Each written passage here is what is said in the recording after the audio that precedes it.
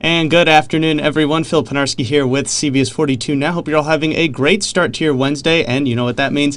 Every Wednesday, we here at CBS 42 conduct these Weather Wednesday segments along with members of our storm team. And of course, once again, we are joined by storm team meteorologist Ashley Gann, who is going to break down something that is coming up in just a matter of days. Friday's Beaver Moon lunar eclipse. There are a few words there in that sentence that I did not understand, so we're glad that Ashley is here to break it down for us. Once again, though, as I said, we do these every single Wednesday, so make sure you are tuning in to them. And you can also find all of our past ones over on our website, cbs42.com. And as we discuss the Beaver Moon lunar eclipse, if you have any questions for Ashley or I, be sure to leave them down in the comment section if you are watching us on Facebook. And we also want to know, as this is a very visual experience coming up on Friday, what are some places you like to go visit to see things that, do come up in the skies, such as this lunar eclipse. So if you have any suggestions, make sure you leave them in the box as well. Ashley, though, we do want to get started by, first off, just telling us what exactly is going to be happening here on Friday, the early morning on Friday, I might add.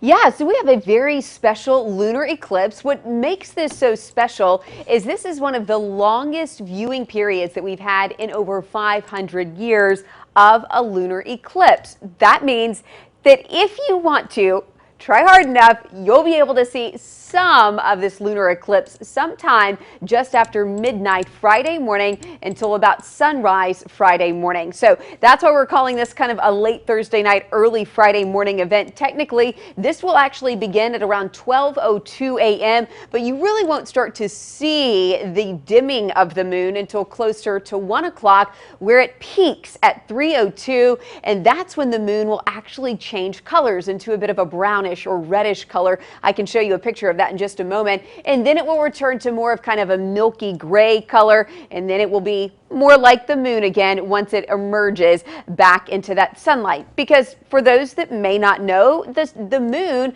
actually does not generate any light. The reason we see the moon is it's reflecting the sun's light back to Earth each night. So what happens during a lunar eclipse is the moon goes behind the Earth, and that's where the sun casts a shadow upon the Earth, and the moon is in the Earth's shadow. So kind of different than a solar eclipse where the moon is between the sun and the Earth. Right now, the Earth is between the sun and the moon.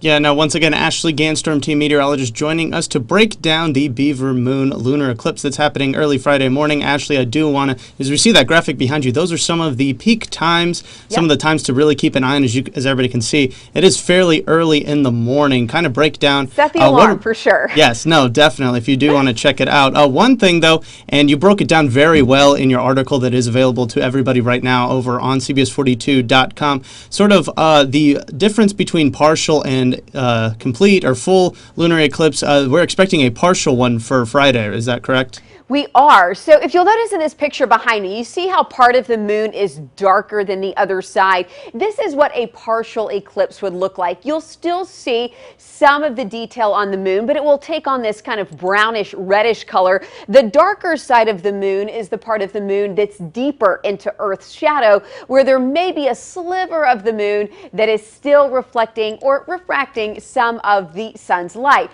And what it will be is actually the sun's light that's moving through the Earth's atmosphere. That's the light that's going to hit the Earth. It ends up being the red wavelength on our visible light spectrum. That's a longer wavelength, so that it can travel a little bit further, but here's what makes it a partial lunar eclipse. Okay, getting a little technical here, but we have just a little bit of time on Facebook to break it down. I don't always get to do this in my weather segment. So you remember, as I mentioned, you've got the sun, and then you have the Earth, and then you have the moon. That's what makes it a lunar eclipse. Generally, a total lunar eclipse happens when the moon falls totally into this area called the umbra.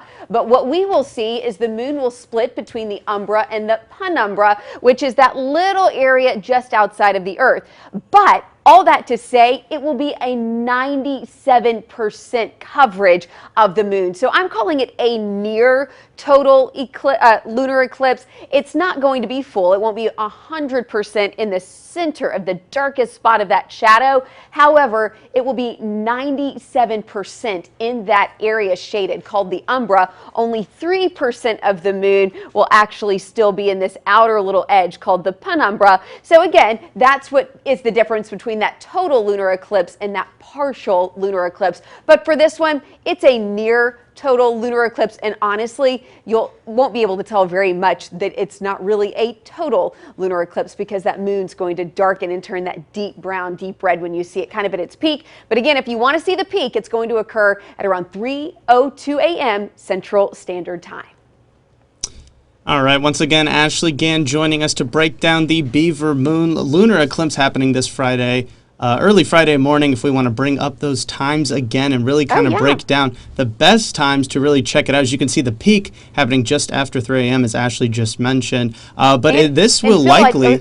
Oh, go ahead. I was going to say, and to add, for the Beaver Moon, people may be wondering why we're calling it the Beaver Moon. I was about to ask you that, yes. There we go. We're on the same wavelength. Sorry, I beat you to it, Phil. Well, the reason it's called the Beaver Moon is because every single month, the full moon that occurs within that month receives a name. This happens every month, year after year, and so each month is given a name, and November's full moon is named the Beaver Moon, and this is also going to be a full moon that happens for this lunar eclipse, so it's actually November's full moon getting the name Beaver, so it's the Beaver Moon lunar eclipse because it's our full moon that's occurring this month. And one of the reasons it got the name Beaver is because beavers tend to start building their habitat to prepare for winter in the month of November. So there's a fun fact for you. That's why we call it the Beaver Moon.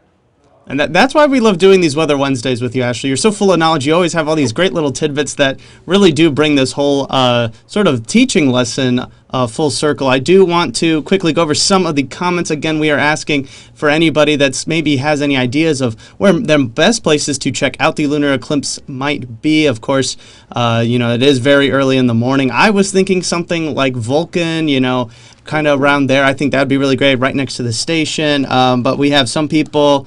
We have Jess. She says, my backyard. Well, Jess, I don't know if we'll be invited to that. Is that John, an invitation? We'll show up. I think that'd be great if it's really worth it. I'll bring John, the hot cocoa. Oh, yes. No, absolutely. John is saying an open parking lot. That is not a bad idea. You might have to worry about some light pollution there as well. Ashley, do you have any ideas of some places people might want to check out the lunar eclipse on Friday?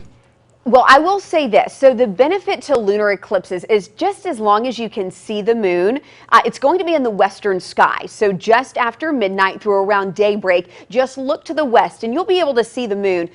Good news is, with a lunar eclipse, unlike a solar eclipse, it's not damaging to the eye. So you can actually look at a lunar eclipse with the naked eye with no harm. And also, wherever the moon is, you'll be able to see it. So outside of maybe some mountainous terrain or some tall trees, most everyone should be able to see this lunar eclipse from their own backyard. That makes it a little bit different than what we call a celestial event, where we're trying to track maybe meteor showers and things of that nature. Those tend to bode better for really dark skies and clear skies. But good news is, as long as you can see the moon, you'll be able to capture this lunar event. Now, I will also mention we are tracking some rain Thursday. I'm hoping, fingers crossed, those clouds should be moving out. That would really be the only inhibitor on Friday morning, as any leftover cloud cover could dim the look of that lunar eclipse as you're looking at it from maybe your backyard. But again, just as long as you just don't have a lot of trees interfering, you spot the moon in the western sky,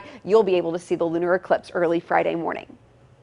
Yes, no, absolutely, and fingers crossed about that rain. Ashley Gann once again breaking down the Beaver Moon lunar eclipse that will be happening early Friday morning. Ashley, thank you so much. We will be keeping an eye on that potential rain, and you can always find everything you need to know regarding the latest forecast over on our website, cbs42.com, where you can also find Ashley's article regarding the lunar eclipse, and she really breaks it down more in depth over there as well. Ashley, thank you so much for stopping by this latest edition of Weather Wednesday.